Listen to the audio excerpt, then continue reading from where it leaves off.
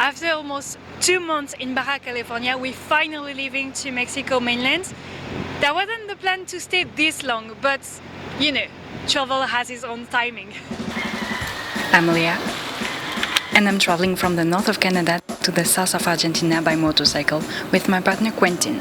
We arrived in Baja California early December, and then, boom, we couldn't import one of the bikes. Quentin flew to Canada for paperwork, then he lost his passport and the bike's papers. Went viral on the local Facebook group, someone miraculously found them.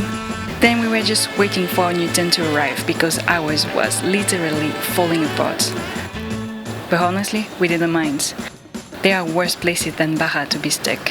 But how did we spend all this time here? Let's rewind and take you through the road we took. Okay, so this is Baja California, a peninsula in northwest Mexico sandwiched between the Pacific Ocean and the Sea of Cortez. It might not look that big next to these huge countries, but it actually stretches about 1,250 kilometers from north to south. That's actually about half the size of a country like Italy, for example. Alright, back to Baja. To travel through the peninsula, we mostly just followed the main road, running north to south, weaving between the Pacific and the Sea of Cortez. And it felt like a journey through different worlds. Baja is way more diverse than I was expecting. We started on the wild Pacific coast, where the waves crash hard against rocky cliffs. The wind never really stops. The air smelled of salt and seaweed, and the sunsets painted the sky in every shade of orange and pink. Then the landscape changed, and we found ourselves riding through the heart of the desert. Endless stretches of sand, dry riverbeds, and giant cacti standing like ancient guardians of the road. There is something about the desert silence. It's both beautiful and a little bit eerie. Like time moves slower out there. Crossing over to the east side, the Sea of Cortez was a complete contrast. Calm, crystal clear waters, perfect sandy beaches, and little bays where the turquoise sea meets the golden desert.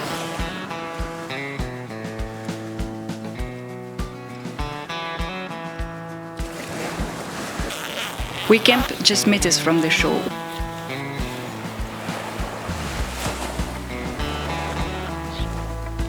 Waking up with the sound of gentle waves and watching pelicans dive for fish. Somewhere in the middle of the peninsula, a windy road climbed into the mountains. The air got cooler, the landscapes more dramatic. It was a reminder that Baja isn't just beaches and desert, there's so much more in between. Further south, the coast came alive in the most magical way. Whales. Dozens of them. Surfacing and diving just offshore. Sometimes so close we could hear them breathe. Watching these massive creatures move so effortlessly through the water was surreal. And finally, after weeks of winding our way through this ever-changing landscape, it was time to make our way back to La Paz and get ready to leave Baja behind. So grateful for these 2 months here.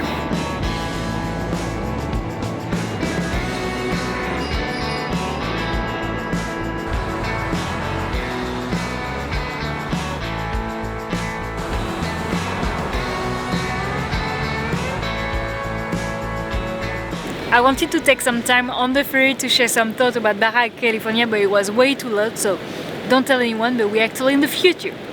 So, I really liked Baja California. I feel like it was a great introduction to Mexico.